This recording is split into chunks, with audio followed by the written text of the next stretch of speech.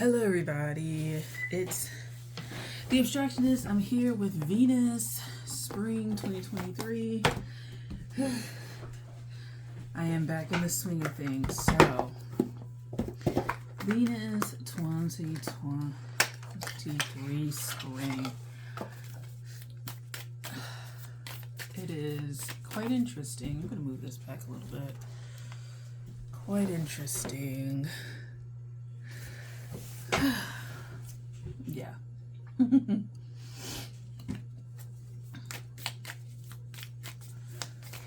see if it's are we in the let's hopefully get a little higher. Do that, maybe. Back it up a little bit, maybe that works. Maybe that works for us, maybe that does. Okay. Hopefully that works for us in terms of space. So this is Venus. This is for people who have Venusian energy, energy that's pretty prominent in their chart. So maybe their sun is ruled by Venus, maybe the moon is ruled by Venus, maybe their rising has Venus there, or there's a prominent like aspect to it. Yeah, there's that. So I am using Ritual Tarot and Astro Alignment deck. I don't have the book for this, so I'm just going to go off of basically what I'm feeling here, because they don't have any like markers. So I already have the title of this thing, and I had it like a week ago. The title of this is Elixir, and I was just thinking about something before I started the camera, and I thought about dark elixir, and so I don't know if bodies of water are going to be prominent for you guys. Yeah.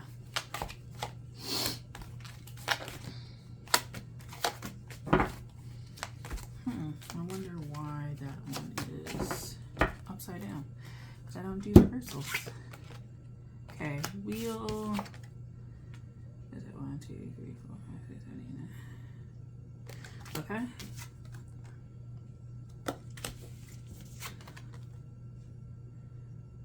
Okay. Interesting.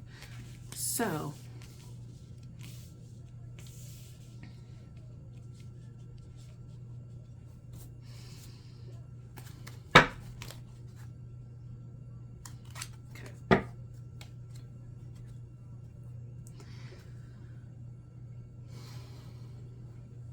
there are riches at the bottom of whatever it is that you're going to figure out. I'm seeing that. It could be in your area. There's a significant landmark, a landmark that feels very Venusian or Neptunian in nature. This could be a great place of inspiration when it comes to fashion, when it comes to money, when it comes to studying societies, when it comes to the ideas about civilization, ideas of building in a very practical way, but something that was beautiful. You may also be interested in archaeology, ancient societies, particularly like ancient society functions, things like that. You would be interested in maybe catacombs. You'd be interested in maybe ancient deities, particularly ones related to love, sexuality, power, perhaps death, also mentioning the catacombs. So you'll be very Venus ruled. Doesn't necessarily mean because Venus rules Libra and Taurus. Doesn't mean that your Venus is in those signs, but you may just have a very prominent Venus that shows you.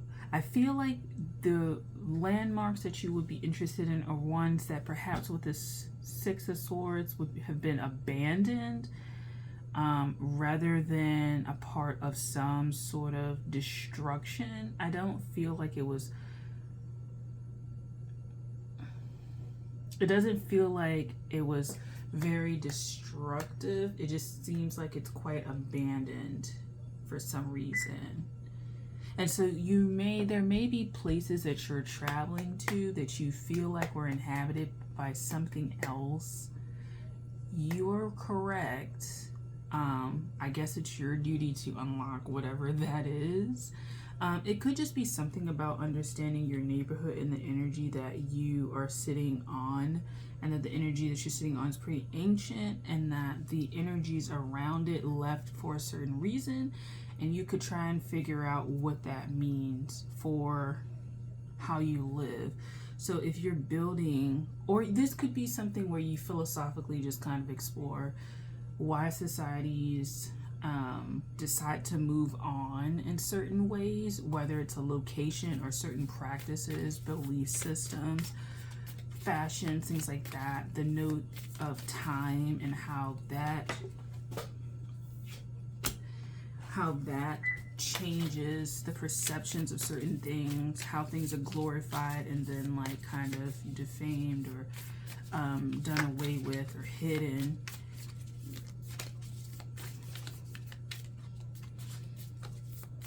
It would be a really good time to study stuff like that. So you may have a mutable Venus.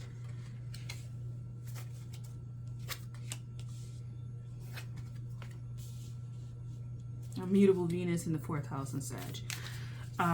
It could be touching your moon also with this. In Aries season for some reason. Aries is not a mutable sign. But it could be on the cusp of next to Aries or next to Mars. So I don't know how rare Mars Venus conjunct is, but you could have that.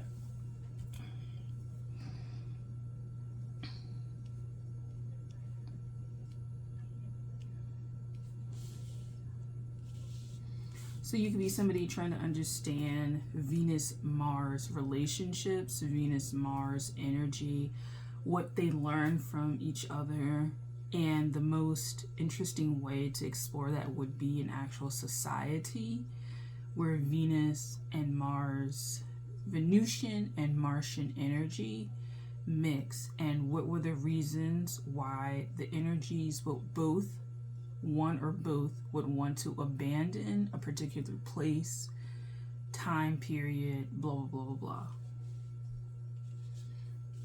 This doesn't necessarily have to deal with religious persecution. This doesn't necessarily have to deal with like persecution in those ways. What were the ways in which these energies just conceded that this was not the timeline that they needed to be on as far as existence? And they kind of just went away. So these are like really ancient societies, like those mysterious societies that like nobody knows exactly where the fuck they went.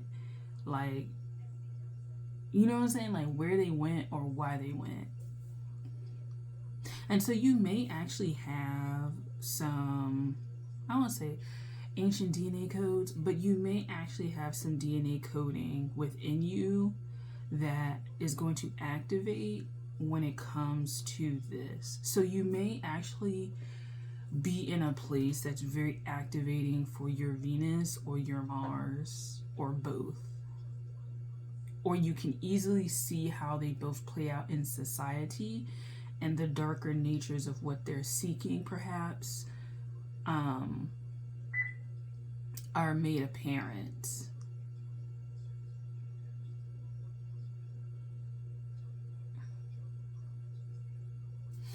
So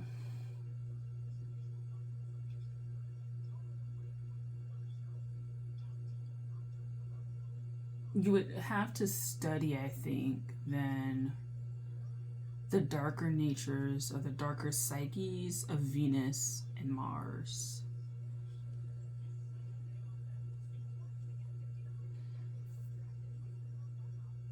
What goes into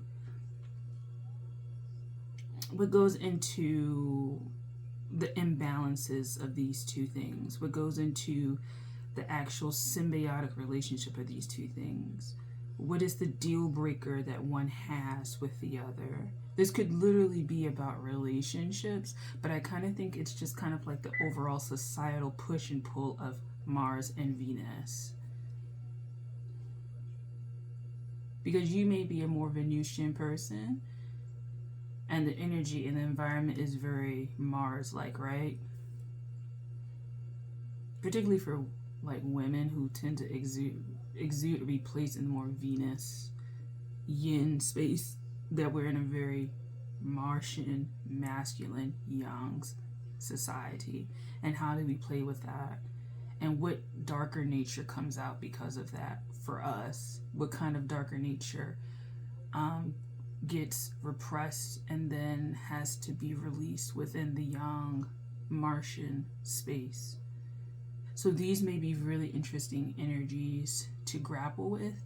You may be doing a lot of ancestral healing work. That's why I mentioned like the DNA kind of stuff. You may be doing ancestral healing work with this. For some of you, this could be a relationship that you could be entering, and the relationship could feel very ancient, very rooted, very I understand you. In many ways, this could be the beginning of Tantra. This could be the beginning of very interesting discoveries of the essence of Venus and the essence of Mars.